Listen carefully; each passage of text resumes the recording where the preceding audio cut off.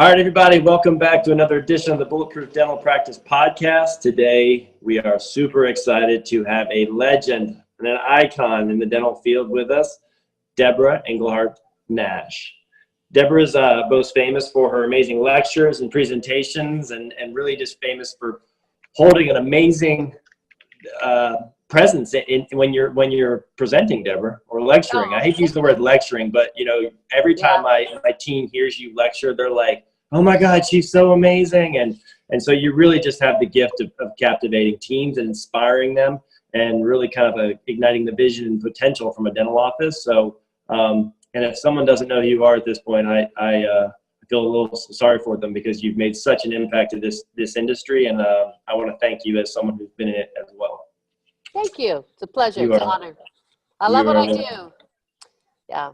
So when I stop loving it, I'll stop doing it. But I love making a difference in the lives of the people that I touch. I just think that's what I was destined to do.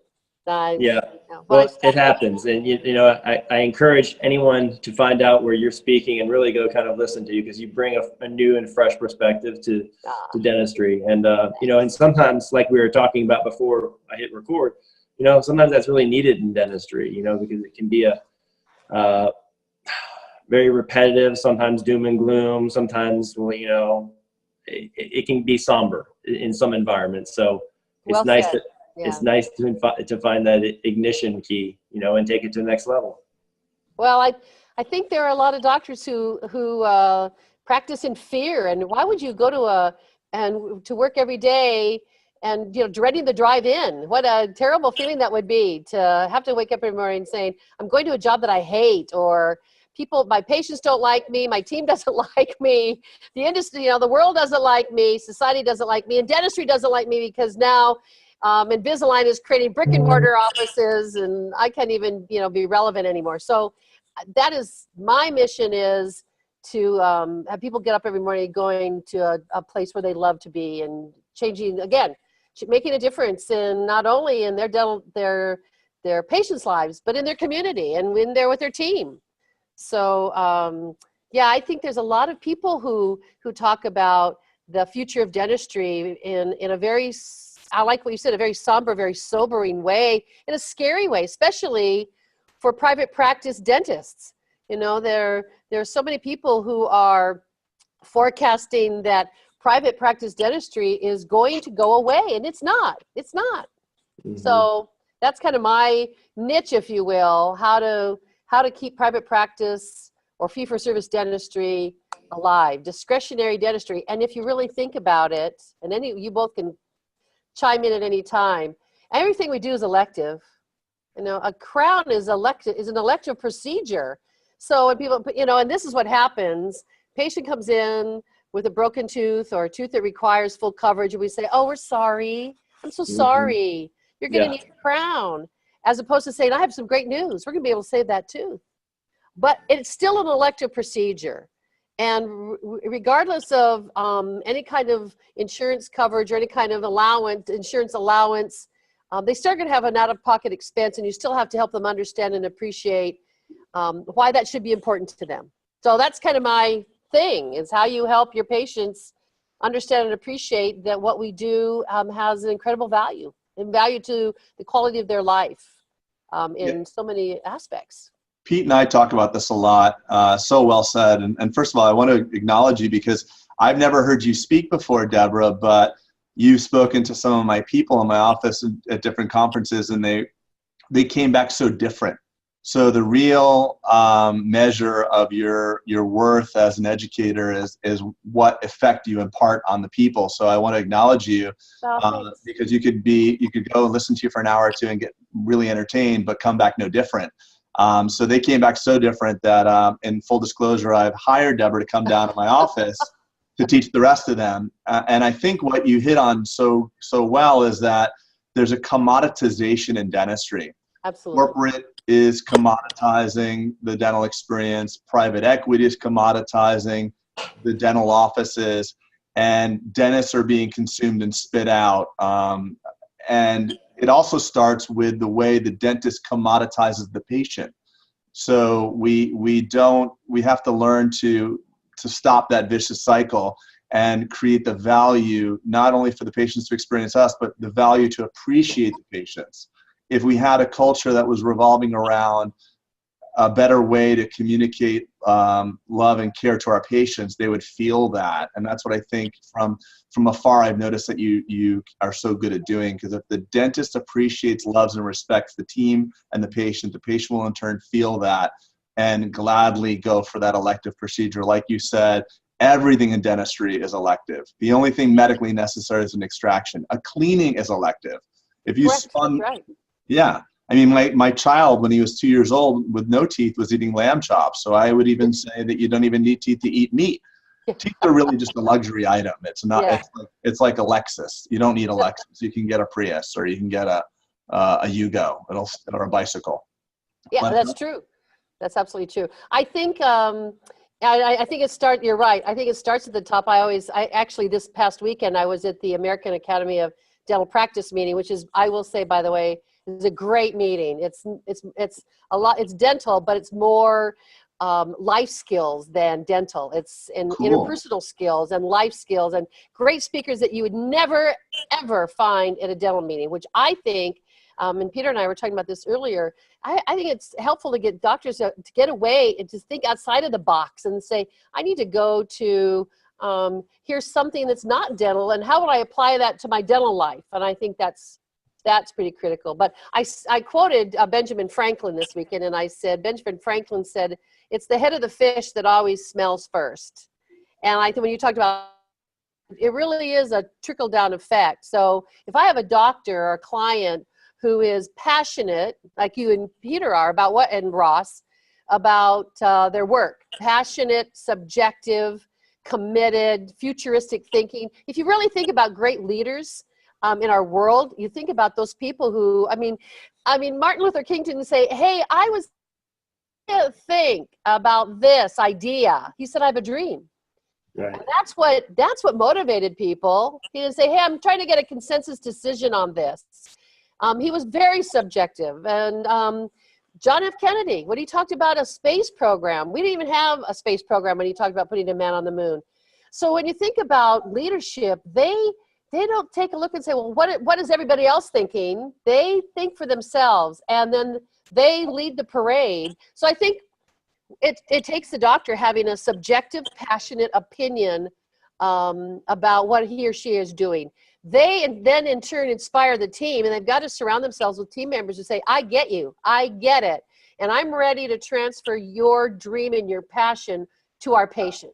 Because most dentists, except maybe you, Peter, maybe you, Dr. Spodak, you might go in, we all know of one dentist who might walk into an operatory and say, damn, I'm good, you're so lucky to be here. Most dentists, we know one, he lives in Manhattan. He might do that. He might do that. There's more than one in Manhattan that thinks that way, by the way. Yeah, that's true. Most dentists walk in with a lovely humility, but humility could also be, it's a strength and a weakness, and any strength taken to excess becomes a weakness. So most doctors walk in with this beautiful humility and say, gee, I hope my patients like me, and I'm so afraid that they don't like me, so I'm not going to give them my full meal deal. I'm not going to give them a comprehensive plan. I'm so afraid of the no that I'm never going to get the yes. And I think, some people become absolutely frozen in fear, and they will never get a win. They will never get a win because they'll never set themselves up to get the win. And a lot of dentists don't set themselves up to get the yes. They set themselves up to get the no. And that's pervasive in dentistry. I think it's a systemic problem. Yeah. And it's crazy. And I think that what you both were saying, that when I have a team who understands and appreciates the passion that the doctor has for what he or she does, then they translate that to the patient. So then instead of having the phone call where, and I think, Craig, this is what you were also talking about changing your team, and they didn't say it this way, but I go to so many offices, and it's the typical, a new patient calls and say, what insurance do you have? What's your name? What's your social security number? Do you have any sexually transmitted diseases? Do you have any artificial body parts? Do you have Blue Cross or Blue Shield? And then when the patient says, oh, they have MetLife, we go into a 20-minute diatribe of what MetLife is going to do for them or not do for them. Then we wonder why the patients focus on insurance. Well, guess who spent 20 minutes talking about insurance allowances and what will and will not happen with those insurance allowances? We set up the entire first phone call all about insurance. So of course the patient's going to think that insurance is the most important thing to talk about because we started it. We started the conversation. So I love the beginning of the a patient calls. I mean, I love that, so that I can best meet your needs today. May I ask you a few questions? How did you hear about us? What inspired you to call? That's always my favorite opening line. And I know my friend Lois Banta uses it in all of her presentations and gives me credit, which I appreciate. But that, I think, is one of the most important questions. Tell me what inspired you to call. And then you let the patient talk. I shouldn't be telling the patient what we're going to do. I should be listening to the patient and what they want. We should do an ideal call right here, and a mock call. And I'll be the patient. I could be one of my tough patients. One of the typical. Oh yeah, you can be one of your tough patients. Transplanted New Yorkers. So this should be vodka in a sippy cup if you're Yeah. gonna. Okay. It might be. You know who my doctor is, right? He's famous. He invented the root canal. Dr. Schwartzfarb. He practices in New York. They always have a famous doctor. Oh, how funny! Well, we get the phone call. We get the how much do you charge for? How much do you charge for veneers? How much do you charge for, or do you charge? Do you charge for a consultation? Mm-hmm. And I say, I'd be happy to tell you how we handle our consultations. Before I do, may I ask you a few questions? Or I'll be happy to tell you about our fees. Before I do, may I ask you a few questions? So I will also, when they start asking about money, and I'll find out what they want, and then I'll talk about our practice or one of my clients' practice, and I'll say, and here's what I often will say. If you're choosing your dentist based on the lowest fee possible, we will probably not be the dentist that you choose. If you're choosing your dentist based on the quality of care that you're going to receive, the experience you're going to have while you are with us, the professionalism of the team, the dedication and commitment of the doctor, if those are important criteria for you, we'll be the office that you want. Right. That's also short-term cost of savings could actually be really expensive in the long term as well. Yeah, and that's the problem with dentistry. Everything lasts. Everything could last in dentistry. You could do a root canal and put like chewing gum and obturate your canals with chewing gum. It'll probably last 3 years. So everything. Well, yeah. I mean, look what happens when they dig up mummies. I was just watching a special about the guy who found King Tut's tomb. They were talking about the dentistry that they find in mummies, which is pretty fascinating. Some of the dental procedures they did way back then. Most of it was gold, so that's kind of interesting.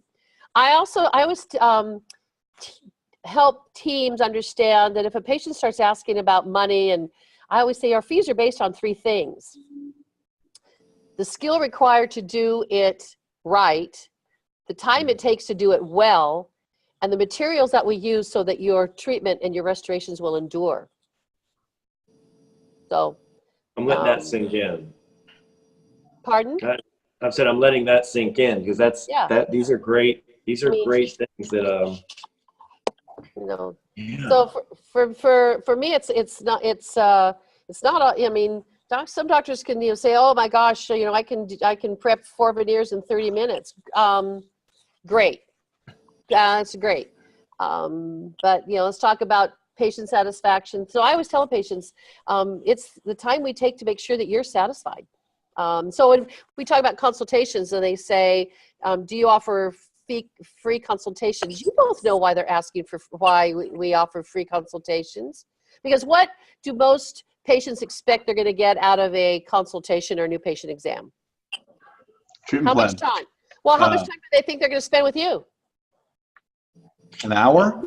Huh, no. Yeah, no, they don't think they'll have 5 minutes. 5 minutes, 5, maybe 10.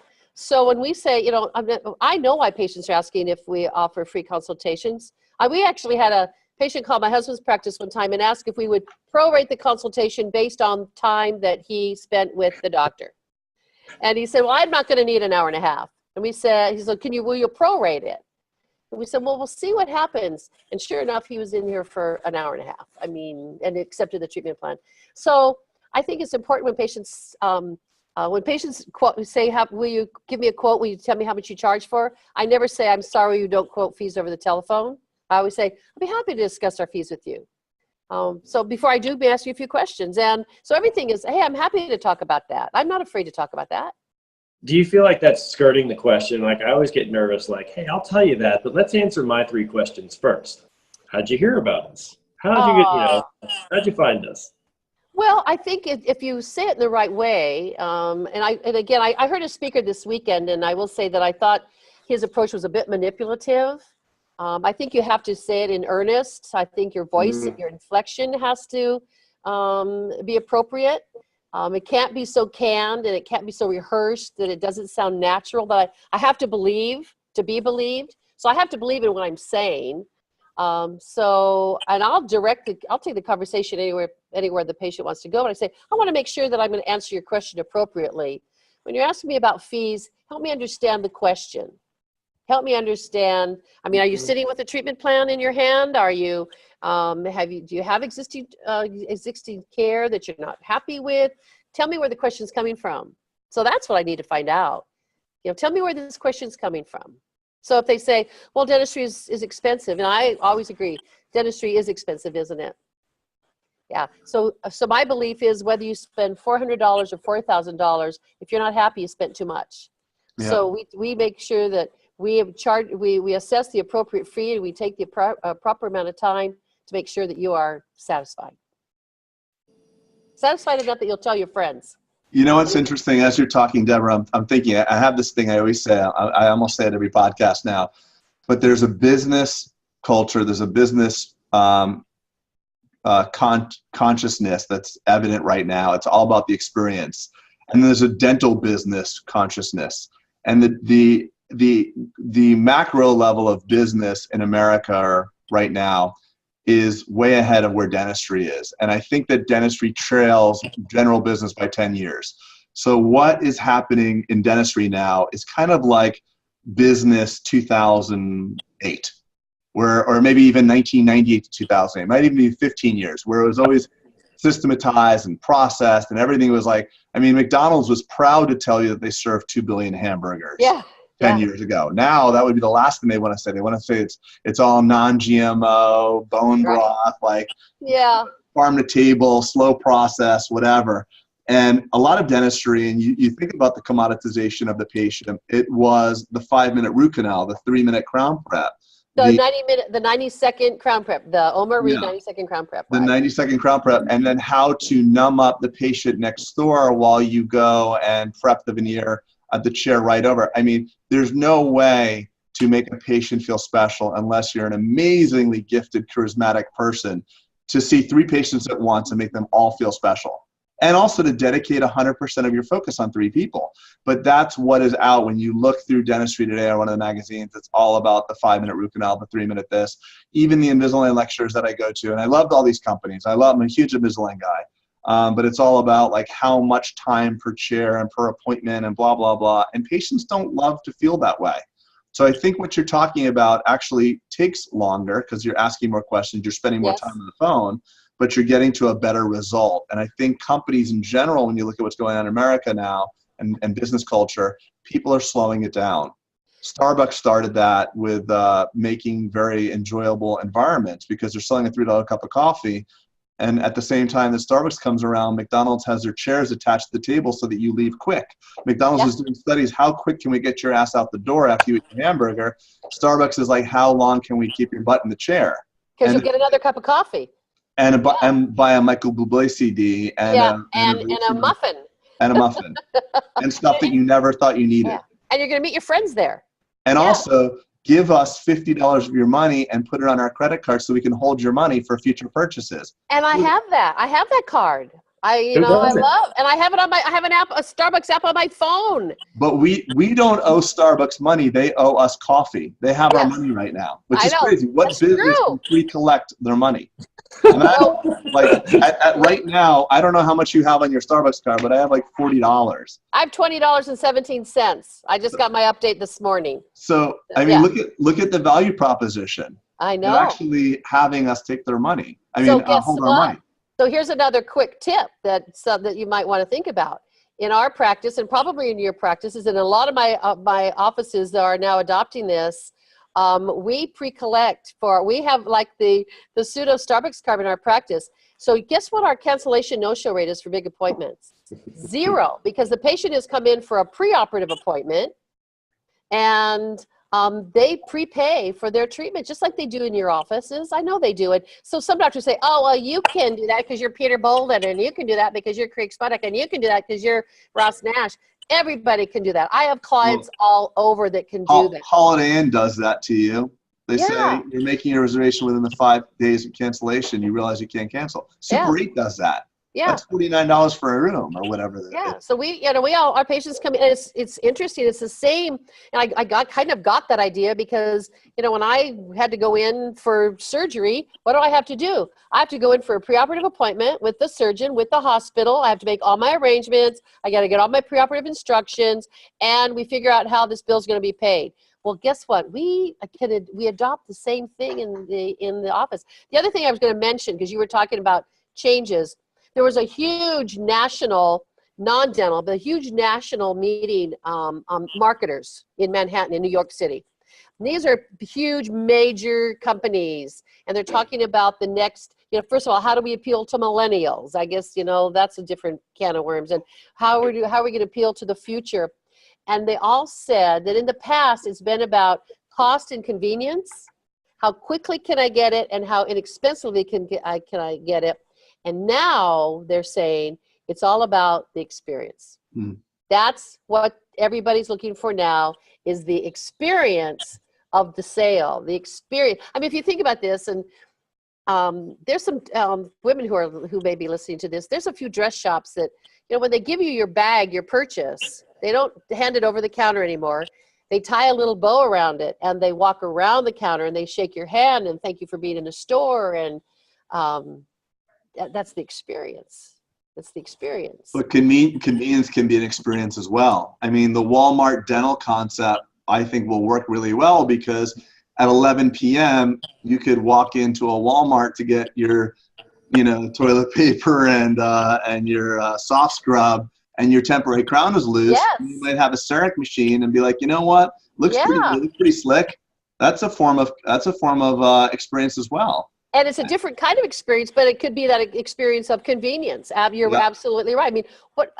We go to Costco to buy what? I go to Costco to buy chicken breasts, and I walk out $450 later with other things that I don't need. A Kirkland cashmere sweater, perhaps. Kirkland cashmere sweater, and a hot dog and a Coke for $1.59. Come on. Awesome. Chicken cutlets and a cashmere sweater. and an inflatable kayak that you never used. And golf balls that I buy cheaply because Ross loses so many of them. I'm not going to buy him Pro V1s. No way. He's buying them. He's getting Costco golf balls. I'm sorry. Yeah, exactly. Well, I'm buying the chicken breasts and the 7 gallons of artichoke hearts. But it's the whole thing. Oh, this is going to be convenient, and it's going to be cost effective. And then they upsell you for a kayak and a washing machine. Yeah, exactly.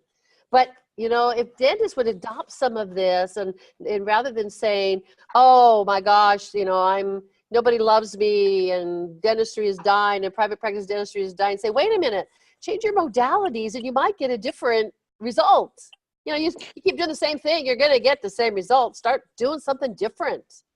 So you hear that a lot then, Debra, the same way, Greg and I get approached in emails and such about the same kind of thing, about almost the surrender mentality of what's going on in the industry. And it's, but it's nice to hear that you're coming from a whole different perspective. Yes, your husband is a practitioner and you've been working with him, but you're on the presentation side, like you're on the stage a lot, right? And I'm also in offices. I mean, I still, I've been in probably, in my career, probably 500 dental offices, and I still am a vital consultant. I still go in offices and work. So I see what happens, and I still do psychographic surveys and demographic surveys of communities, and I take a look at marketing trends. I mean, I'm old, but I'm relevant. No, you totally are, and that's why you're relevant. I'm not wearing Depends yet. Maybe Hey, Debra, When I go to Debra- Spodak's office, I'll have to wear Depends. Deborah, the Kirkland Depends, I'm just saying, are extremely they're so form-fitting. I mean, since we're videoing, you can barely see. So I've actually gone to the bathroom 3 times since we've been talking, and it's quite efficient. There you go. So there's no shame in And convenient. And if you want, if you have a vendetta against your astronaut boyfriend, you can drive in those things. Right. I mean, I could prep teeth with these Kirkland Depends. I just want to say this edition of the Bulletproof Dental Practice Podcast is brought to you by Kirkland. Thank you to our friends at Kirkland for the 17-pound bag of cashews you sent us. What the hell's wrong with you? God dang it. Yeah, and if you eat that Kirkland hot dog and Coke, you're going to have to wear Depends because you're going to have to get to a bathroom within 20 minutes of leaving the store. I'm just going off because I know Peter's ready to kick me off the podcast, so I'm going to go out with a bang, So. Oh, there you go. I'm sending you your dismissal letter. That's what I'm doing right now. Actually, is writing it up. But really, Debra, I asked that question because I am just wondering, how widespread that sentiment is. The private practice is failing. I kind of surrender. I might as well just sell to a corporate entity because they're going to take over. Like all these things you hear, and it's like, well, no, we don't want consolidation to happen like it did in medicine. Look what happened. It didn't make it better. Yeah, they envy us. They still envy us. I think it's interesting. I was in a meeting in Baltimore, and Chris Salerno, the editor of Dental Economics, was on a panel. Mm-hmm. And they were asking, it was actually Chris Salerno, it was Grace Rizza, the marketing expert, it was Linda Miles, who invented dentistry, I think, and Dr. Tanya Brown. And the question was, what's holding dentists back? And Chris Salerno he said, it's fear. It's the dentist's fear. And he said, the private practice dentistry is thriving if you are ready to, to embrace it. So I think that's, I think there's a scarcity mentality of that, or as opposed to thinking about I can be different. And we were talking about all these stores. Think about that. Yeah, there's a Walmart and there's a Costco and there's a Target. There's also a Saks Fifth Avenue and a Neiman Marcus and a Nordstrom's. And then there's the stuff in between. There's the Macy's and the Belks, and there's room for all of it. You just have to decide what you want to be. That's the bottom line. The unfortunate thing is that greatness requires a ton of work. And I wonder if it's fear or resignation, because, I get calls all the time, and Pete gets the same ones. Everybody wants to pick our brains about our marketing that we're doing. And we have some elaborate widget that we've built at this marketing machine, but the marketing that we built is the story and the experience that we've so carefully curated. And it's been so difficult. And my mentor has a quote. It says, "You're always rewarded in public for what you intensely practice for in private." And I don't know if it's the dentists are scared or there's resignation because they know it's hard work. There's no easy button. So what you're talking about is shit tons of work, consulting, hiring a person like you to come down, taking the day off of production, spending the time sharpening the saw. And that takes guts. It takes courage and it takes vision. And many dentists are not willing to do that. And I hope that the ones that are listening that are on the fence about investing in themselves, because really listening to a podcast like this or going to one of your seminars, Debra, is an investment in yourself. And dentists are renowned for making an investment in an ice cream store or going in on a joint venture into a condo, which they know nothing about, a real estate venture. And their offices haven't changed since the Brady Bunch, and they haven't gone to any CE since, since the Diagnodent was all the rage. And I think I think what you're saying too, and I agree. You and I were singing the same tune this weekend when I was on a panel on the future of dentistry. I said everybody's looking for the magic pill, the thing, the one, and they think that you and Peter and other people who are renowned in the industry or known in the industry, they think they got from point A to point B in one sharp incline, one smooth line. And you did it like a meandering stream. Success is a meandering stream. It is not point A to point B in one fell swoop. And it is, I said this weekend, I said, dentistry and the business of dentistry is hard work. It's not a magic pill. And sometimes doctors will hire a consultant and then they get disgruntled because they say, I thought the consultant was going to be the difference in my practice. No, the consultant is the facilitator to help you be the difference in your practice. You know, they bring you the tools and they bring you the, you know, they jumpstart you, but you have to do the work. You have to do the work. Yeah. They're the guide. You're still the hero of the practice, whether you want to be a good hero or a bad hero. But you know, they're just guiding you through, right? Yeah. And so, yeah. I have a funny story. So I had a client, and he may even be still in dentistry, and he may hear this podcast. And I'm saying this lovingly because it was really kind of funny, cute. So his business card, he's in Oregon. His business card says dentistry, eggs, and organic beef. So I figured his business card was just in case the dentistry thing didn't work out, he could sell eggs and he could sell beef. It, you know, that it transcended all of his businesses. And I said, well, what are you? And then I had there's a doctor here in Charlotte who a lot of people know because he puts himself out there a lot on blogs and he writes a lot of articles. And he placed a beautiful, magnificently beautiful ad in a local magazine. And it said photography and dentistry. And I said, well, what are you marketing? Are you marketing? Pick a lane. Pick a lane. And so I think that's the whole idea. When you spent, how long did it take you both to brand yourselves? I mean, it's expensive. People always say, how much you guys spend on marketing? You've got to have a marketing budget and you got to brand yourself. And so what's your brand? What's your brand? And you got to pay people to help you brand yourself. My gosh, we talked about Larry Rosenthal earlier. In his early days, he hired a publicist to get his name out there. I mean, he didn't just start from scratch. He paid people to make himself famous. But he also, and just the difference of what's going on now, he also was performing dentistry that people wanted to have, and delivering a product and service that people were happy with. So I think what's happening now is there's everybody's a dental consultant now. Everybody has a podcast, and there's no need to be anymore. Yeah. So there are dental consultants, there are dental mastermind groups, and you know, I'll find out from people that know them, like that they're doctors and they're lecturing on the big stage, but they have a practice with 2 employees and they do a combined revenue of $350,000 a year.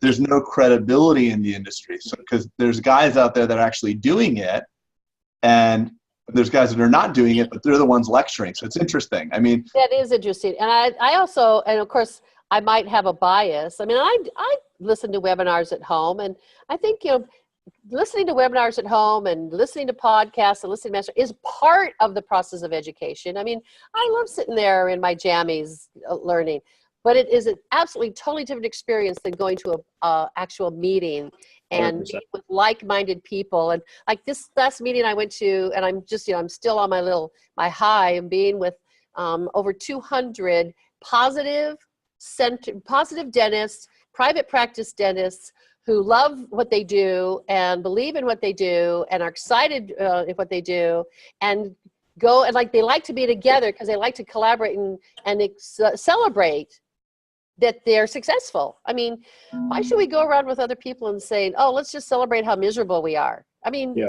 or let me stay home in my pajamas and celebrate how miserable I am by myself. I mean, what group was this again? The one you were just I want to hear this. Oh, this is the American Academy of Dental Practice. American Academy of Dental Practice. And they just had, if you look up, you guys might even know, Jean-Paul Gonzalez. Have you heard of him? He was a former LA Clipper. He's the one who actually coined the phrase all in. He's the one who actually coined that phrase. It's awesome. Science. And he was one of the speakers. And then Carlos Sanchez, who's the Paralympics gold medalist. I mean, those are the kind of people you say, I mean, how did you get the guts to do what you do? And how did you get the guts to, you know, you became paralyzed because of a motorcycle accident, and you turned that from, rather than misery and suicidal tendencies, to be a public speaker. How did that happen? Dentists need to hear how that happens. because there's a lot of dentists, I hate to say it, they're suicidal.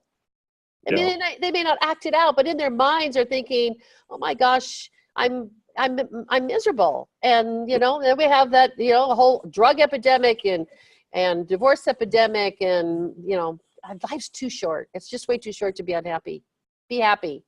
And you know what, to speak to that too, Deborah, I think one of the big reasons is the way we're set up in school. It's very competitive, and it's very lonely in dentistry, because typically it's solo. 70% of the practices are solo.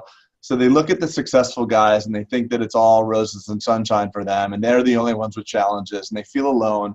And it's really, I hope if there's one thing that this podcast helps the dentists out there, is that we all have our own struggles. There are days, and Peter and I are very, very blessed in our friendship. There are days when Peter feels really down on what's going on in his world. He's like, this is going on. And we have that friendship and that camaraderie to bounce ideas off of each other and say, that's normal. Remember, I felt that way 3 months ago and you pulled me out of that funk. So if the podcast audience could be a larger extension of our friendship, to let people know that it is lonely and it is hard, and happiness is in the solving of those problems. Happiness is not in the absence of problems. So actually be grateful for the problems that you have. There are good quality problems and bad quality problems. Bad quality problems are cancer. Your practice, your hygienist quitting and stuff like that. That toil is actually good for you. Well, I always say a couple of things. I always say, hey, I woke up and I'm vertical. That's a great thing. Today's a great day. I'm vertical. I was talking, I think, before we started, and I heard this when we talk about that. Fear is, and this just goes back to fear versus courage. You know, fear is wetting your pants, and the courage is what you do with wet pants while you're wearing wet pants. Love it.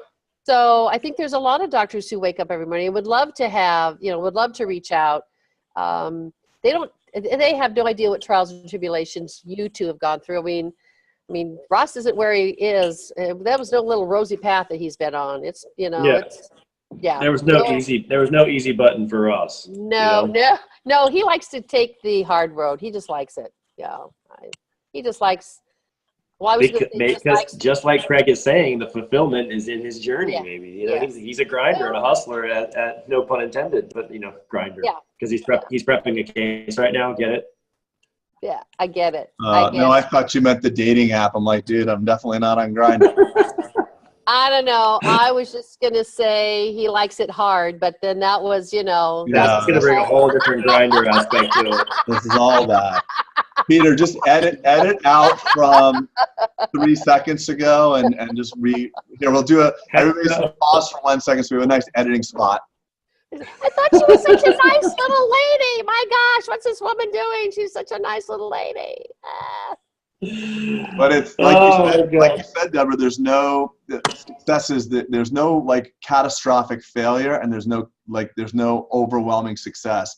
It's a series of small successes, just every day having small successes. It snowballs. Everybody points to this catastrophic failure, like, oh, the factory closed down 2 miles down the road from my dental practice, or an Aspen Dental moved in, and that's what took me out. That's bullshit. What took you out is over time, you were not at the top of your game. You took your foot off the gas 7 or 10 years ago, and you slowly decelerated till you came to a grinding halt. Yeah, you trailed away long before you realized you were lost. Right. You know, it's like being on a trail and say, wait a minute, how did I get here? And how, you trailed away long before you were lost. I totally agree. Yeah. Well, we always want to point to that catastrophic moment, which is interesting. It's somebody else. Yeah. It's Heartland's fault. It's industry's fault. It's the economy's fault. It's Trump's fault. It's Hillary's fault. It's, you know. You know what's interesting? One thing is that a commonality that I see with a lot of successful people, other than them being insanely hungry for more, is a willingness to own whatever result they get. I think successful people don't go victim; they go at cause, not at the effect of. So whether or not Aspen opens up, or Hillary or Trump or whatever it is that happens to you, if you can say, I have input, I'm at cause in this, I can actually, if I'm not a victim of my circumstance, I can either move or pivot or do whatever I need to do to maneuver around this, I think you're going to tend to be happier and more successful. I was lecturing once at in Southwest Florida, maybe by Estero, And it was an Invisalign lecture, and I drove in right before the lecture was about to start, and I didn't really get a lay of the land very well, but one of the people stood up and said, listen, you practice in Delray Beach, Florida. Invisalign's really easy to sell over there. People here in Estero don't have any money. And I said, well, just out of curiosity, it was a small lecture, only 10 people. I said, how far do you live from this Ramada or whatever we were at? She's like, well, no, I practice right by, the Ramada, right by the Longhorn Steakhouse. And I'm like, is that by that Mercedes dealership, that's down there? And she's like, yeah, the brand new Mercedes dealership, just went in. I was like, don't you think Mercedes-Benz has really good social and demographic research to show that this location that they just spent millions of dollars on is viable? She goes, yeah, I figured as much. And I'm like, if Aspen wants to open up right down the street from you, great. They just verify your decision. If Heartland opens up a de novo right down the street, then you just hit the jackpot. That was the jackpot. That means that you have market advantage. You just decided because the strip mall had a vacancy and you decided to put your dental practice there.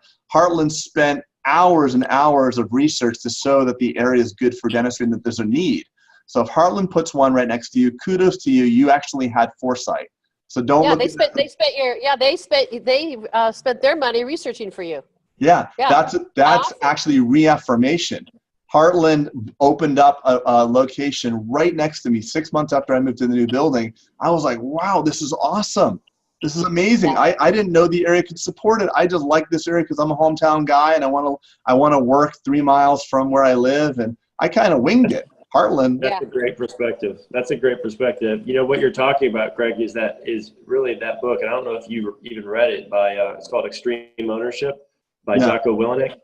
It's a really good book. And you were just kind of describing it is that, taking accountability for everything in your life, what everything that happens, wins and losses. And just kind of, you're saying that's what you're seeing is, indicative of a lot of leaders and successful business people is what you're if you have an employee that you can't deal with, the version of you in the future, like we're all evolving our leadership style. Debra, you are not Debra Nash of 2005.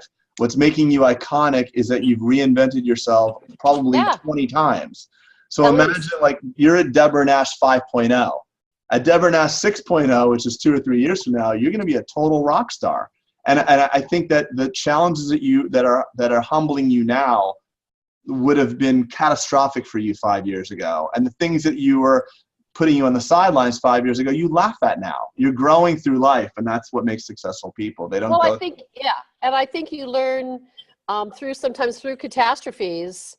You redirect, and not to aggrandize myself, but I was diagnosed with a brain tumor in 2011.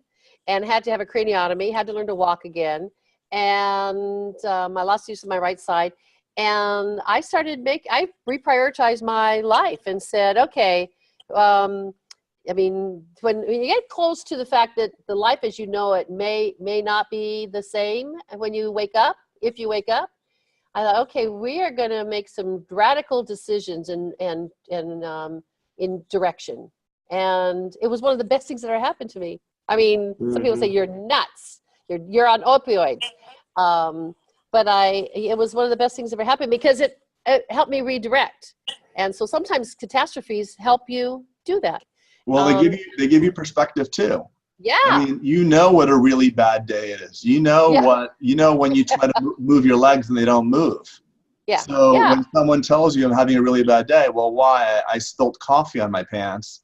Exactly. It's like, It's the abstraction of life that gets us in so much trouble because if something happened to one of us, God forbid, we would kill or do anything just to go back to yesterday. If something happened terrible today, you would say, I can't believe I spent all last week complaining about my hygienist or the fact that Delta Dental's cutting my reimbursement by $5 or whatever it is.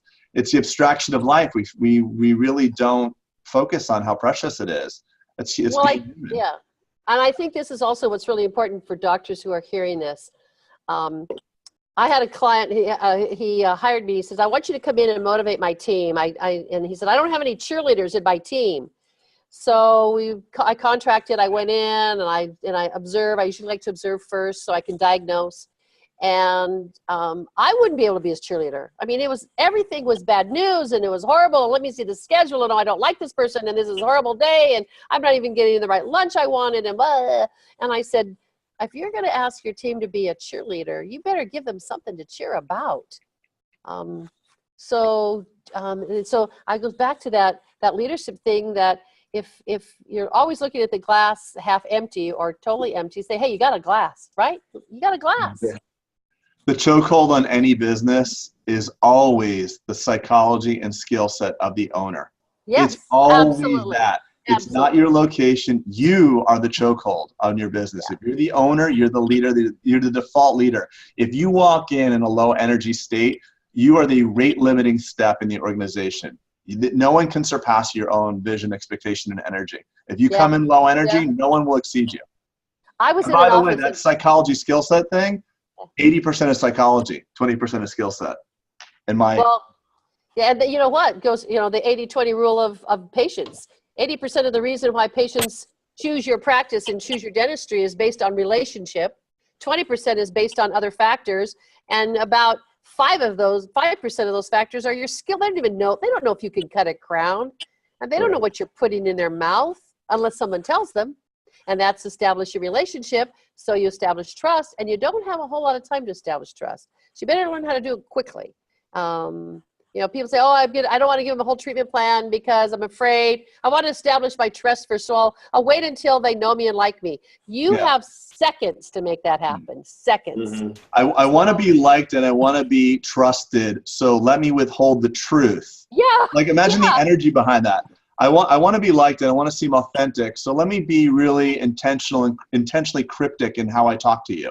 So I'm not going to tell you everything. Yeah. I'm not well, what about this? Well, I don't want to get into that. I want to get into that next week. Well, why? Yeah. Well, because if you're I want you to like me first. Yeah. That's the thing. You need alignment. You need alignment. I always tell the doctors that I work with, like, just do what's right for them. And what should I do? Well, do what's right. If you do what's right, then you take down the whole, do you like me? Do you not like me? Should I tell you this? Just do what's right. It's really simple.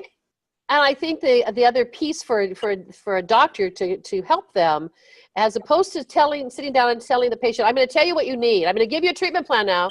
I'm going to tell you everything you need, and then I'm going to release you to Melissa, who's going to tell you how you're going to pay for it. Right. So it's like, and then we talk to people like, we're going to have you talk to the financial manager. The financial manager. So I always tell my clients, ask permission before you start offering your alternatives and your choices to patients. Say, would you allow me to tell you what I could do for you? And you can say, you don't have to do anything. But would you allow me to tell you what I could do? If you gave me carte blanche, if you would allow me to do what I would want to do for a sister or a brother, may I tell you what the possibilities are? What's the patient going to say? No, don't tell me what the possibilities are. Just tell me what my insurance is going to cover. But by asking permission, the patient says, well, yeah, I give you permission to do that. And then the patient says, oh, that sounds like a lot of money. And it is a lot of money. You're right. Yeah.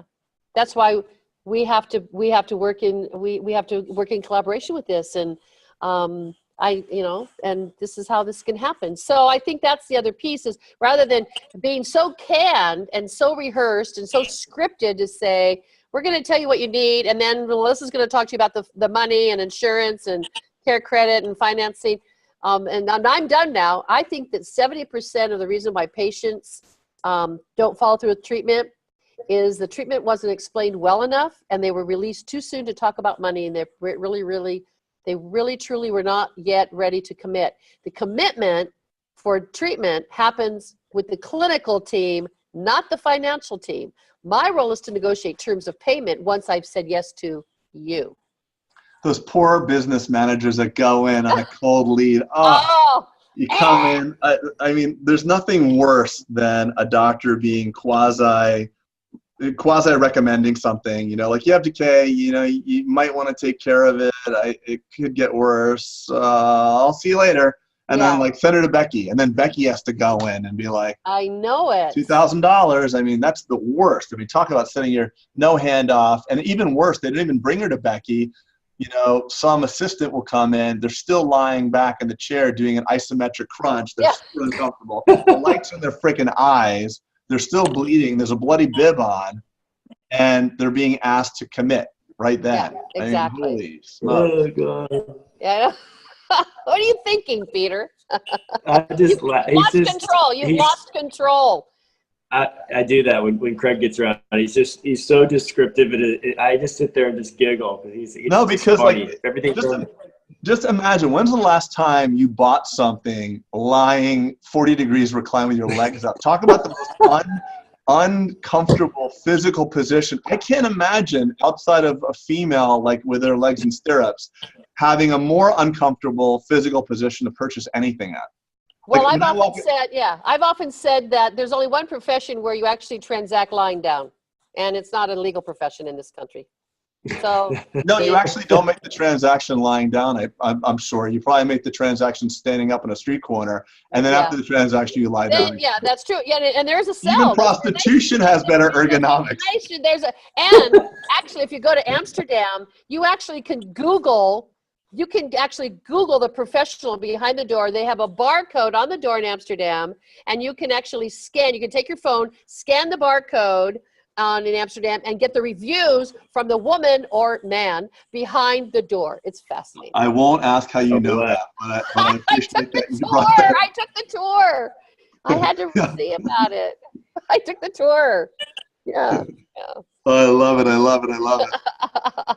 It's so true, though. I mean, we're professions that we got. It's incredible. I've gone to other dental practices. I've seen some crazy stuff. It's amazing that dentists, despite some of the things that we do, can still be successful. We have such high profit margins that we're the instrument of our work. We can run such inefficient practices and still not go out of business.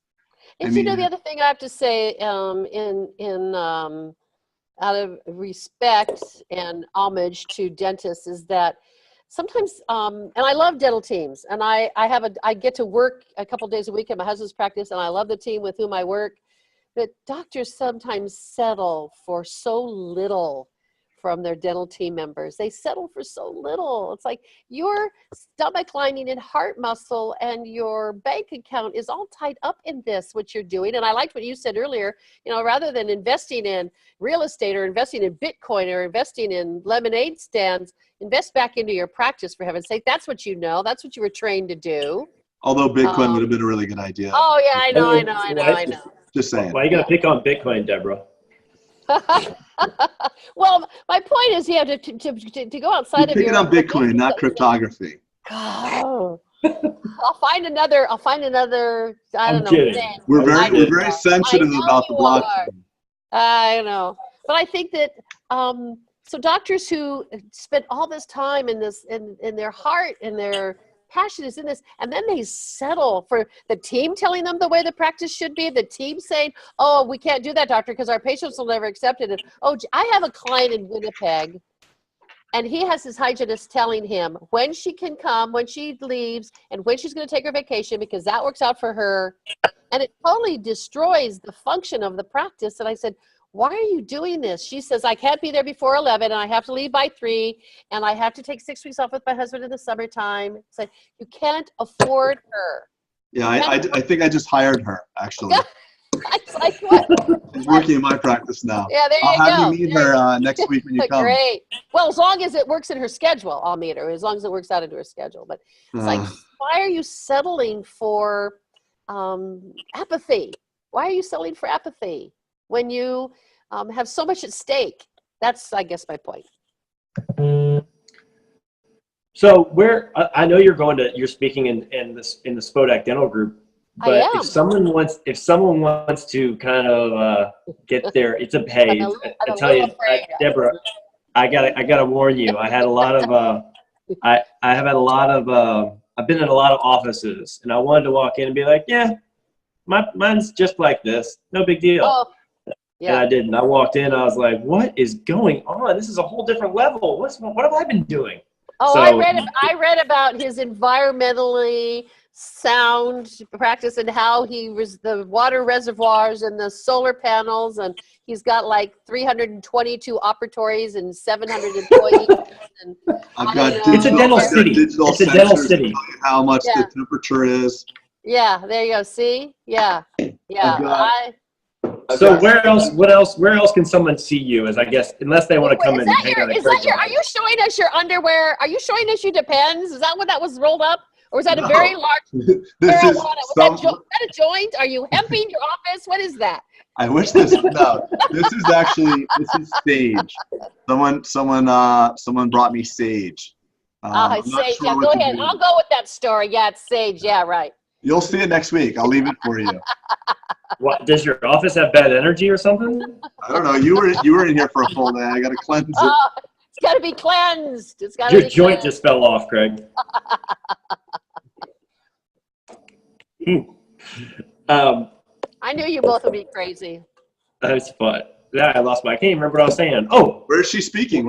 Yeah, where can all of our Bulletproof listeners come hear you speak your magic? Oh my gosh. Well, if they want to they could go on my website and see my speaking schedule. Actually, I'm going to be at Fun in the Sun in Florida in April. I'm going to be at the Oregon Dental Association in April. I'm going to be in Sweden if they want to come to Sweden. Wilmington, North Carolina, Delaware, Chicago AACD meeting. Yeah, so I'm ADA, Hawaii. So I'm around. I'm around. Sure So if they go right on my website, they can see my speaking schedule. Yeah, I'd be happy. And you also obviously do in-office stuff with like you're doing for Spodak. I do. Yeah. Nice. So, but you know what? I don't have to be. I will tell you, I'm going to offend people, but you know, I'm old enough that I've offended people before. So I'm not a big fan of big consulting packages. You know, you don't even know me and you're going to, I mean, it would be like a patient coming to you and you saying, we've never met, we've never had an examination, but you're going to hand me $50,000. I'm not going to hand you $50,000 until you've done a exam and a consultation and a treatment plan with me. So I'm not a big fan of big packages. I'll come in and do a workshop like I'm doing in Dr. Spodak's office. I'll come in and do 2 days. Let's get to know each other and see if it's a fit. And if it's not a fit, I understand. We'll walk away to, you know. So I'm not a contracted consultant. I'm not a package. You're not. I am not a package. I cannot be bought in a package.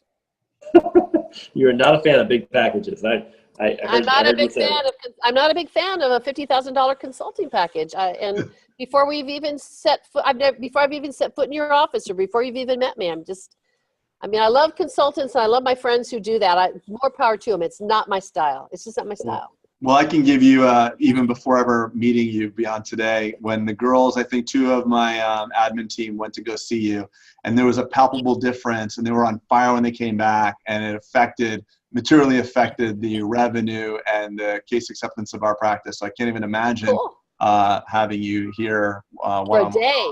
Yeah, for a whole day. A day. I know. It's awesome. Yeah. Super psyched. Yeah. Good ROI. Better than an ice cream store purchase for me. Thanks. Yeah. Well, Debra, thanks for spending the time with us today. Great fun. You two are great. Yeah. Say hi to my good buddy that's prepping teeth downstairs. I will. He's got 20 units going on right now, so I'll say hello. God bless him. Yeah, he loves it. His ideal day is one patient all day long. Some doctors don't like that. They don't like doing that. I like it. He loves it. Yeah. One patient and maybe a couple fun consults in the afternoon, right? Absolutely. Yeah. And it's all been prepaid. Why not? Yeah. That's excellent. Yeah. Back to the Starbucks card, right? Yeah. Congratulations on both of your successes. You don't owe me money. You don't owe me money. I owe you dentistry. That's right. We'll get a little card. But you know what you can do now? You know, you can get custom-made Starbucks cards. Like if you're going to give your patients Starbucks cards, you can get your logo. You get your logo, your name on it, and it's got your information on it when you give them to your patients. Oh, that's so cool. I had no idea. Yeah. Does that cost extra? I'm sure it does. Just like putting your name on a toothbrush, I'm sure it's a couple pennies more. Yeah. Worth it though. So cool. That's a good tip. I know. By the way, all right, we'll have to do this again because there's a lot of cool, fun things you can do internally to just, you know, I know we're going to close. I know you're trying to get rid of me, but I will say this. We just finished an Olympics, right? And I just want doctors and everybody who's listening to this to remember, Olympics are won by 1/10 of a second. That's all it takes to make a big difference from going to gold to silver to bronze. If you think about golf tournaments, there's a big difference in the purse from first to second place. If you think about water, I mean, 212 degrees, what is that? Hot water. Hot water. Hot water. Boiling. And boiling water creates what?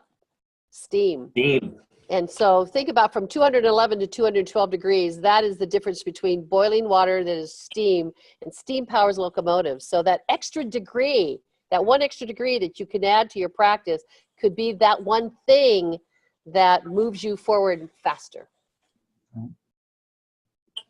From first to second. Yeah. Because all second place is a first place loser, right? Oh, Kidding. I'm kidding. Yeah. Deborah did not say that. I said that. yeah. Let's go on the record. This, for the record, that was me. That was this jerk. That's Peter Boulden, in case you're listening, not watching. Do not send me hate email. All right. Craig, you got anything else, buddy? I know you're going to have some time, and you and Deborah can have a love fest down there in Delray, and it's going to be awesome. But anything else in closing, buddy? No, I'm like you said, that little extra degree, that little micro success. Those are the things. The culmination of many small successes is a massive win. So for those listening, these are really important points. I mean, I'm already ordering my custom logoed Starbucks card, every little thing. That's my 1 degree for this. But I'm looking forward to spending time with you. My team's really excited, and keep doing what you're doing. You're a blessing for the profession, a profession that's noble, that needs you, and we appreciate you. For sure. Thank you. Ditto. Seriously. Yeah. All right, PD, take us out. All right, we're out of here. Thanks again, Deborah. We'll talk soon. And thanks for tuning in for another edition of the Bulletproof Dental Practice Podcast.